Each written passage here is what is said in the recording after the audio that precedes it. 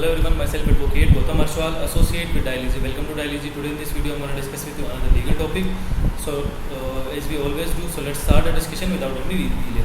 So there is a case, before Honorable Calcutta High Court, in which the case was related to Anganwadi workers.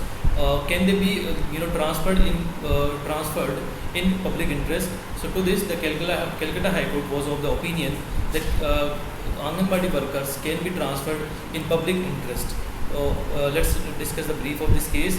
The division bench of Justice Arijit Banerjee and Apurva Sinhare added that when Anganwadi services are disrupted due to an Anganwadi worker's attitude, the authorities can issue such appropriate orders in the public interest. The court observed in this case that it is true that there is no express provision for transfer of an Anganwadi workers in the above mentioned rules. But at the same time, there is no express prohibition of transfer also.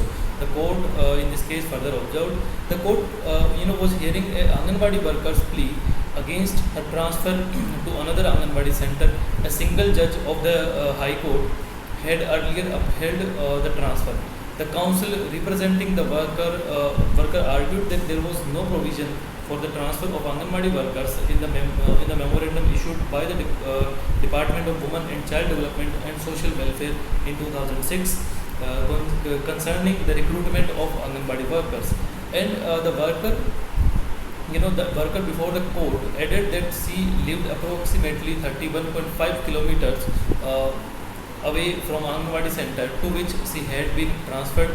Her counsel further submitted that the transfer to such a distant center was against the purpose of the scheme of Anganwadi centers where local people are usually appointed. So that's all about the discussion. I hope you're pretty much clear with this case. In case of any doubt, any confusion, do let me know in the comment section. Till then, bye bye.